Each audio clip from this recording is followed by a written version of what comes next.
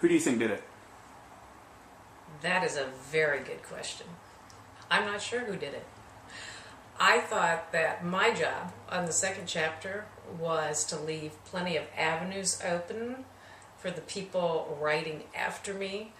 So I didn't want to close down any characters as being the possible suspect, and to leave some ideas of, oh, maybe there's the issue of the homosexuality angle.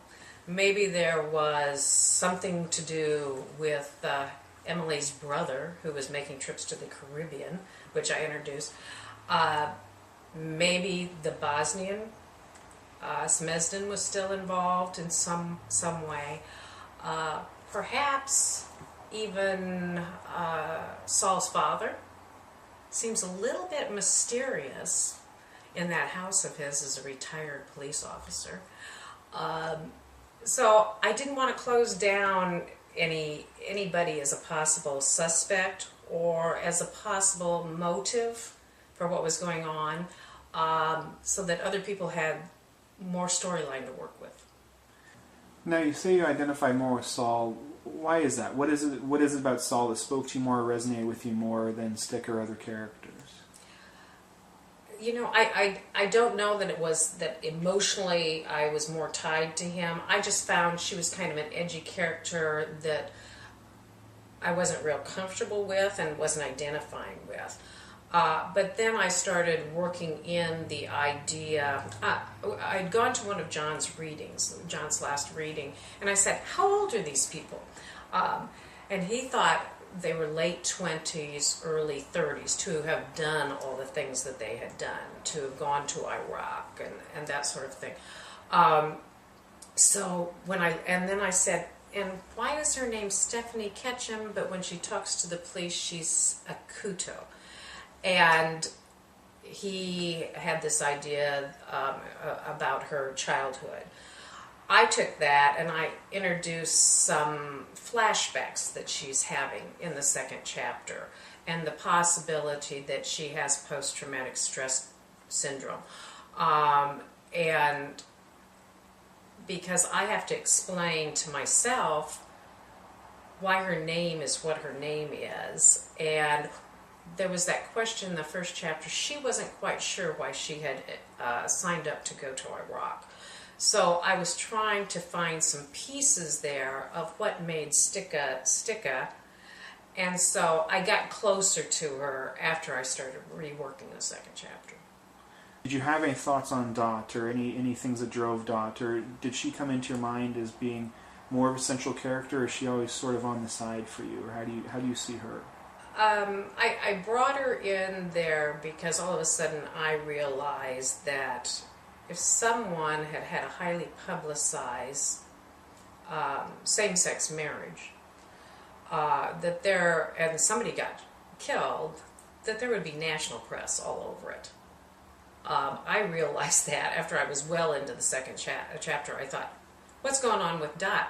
I always had trouble with Sticka leaving town. Okay, she left town on the day that a close friend of hers was murdered. She just walked away. She drove away from it. So you kind of have to bring in that she's a troubled person to leave town when these people she knows are going through this trauma. So I had to create a trauma for herself, I thought, to why she so easily was led away from the situation here in Des Moines. But on the other hand, there still has to be stuff going on in Des Moines about this murder. And who, other than Anderson Cooper and other national figures, wouldn't be all over this story and come into town to cover it and to figure out who shot this woman. If you had one piece of advice to give the next writer, looking at this 21-day cycle, looking at a story where they didn't start it and they won't finish it, what would be your piece of advice for them to get the most out of their writing?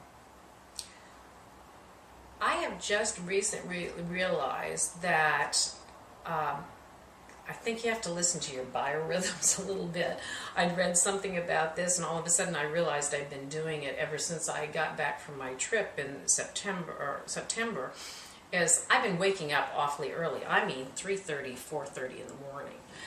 And that is when I am the most productive writing-wise. It's kind of wreaked havoc with my evenings because I kind of nod off to sleep during Dancing with the Stars. But what I found is after 4 or 5 hours of REM sleep, apparently my mind is ready to write and be creative.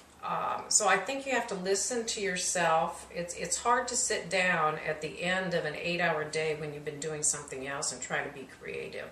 I think you have to find that creative time, and that's very difficult for people that are holding regular jobs and wanting to be a writer. So I'm kind of blessed in that way that I can get up at 3:30 or 4:30, and if I start dragging it 2 in the afternoon, I can go outside and get some fresh air.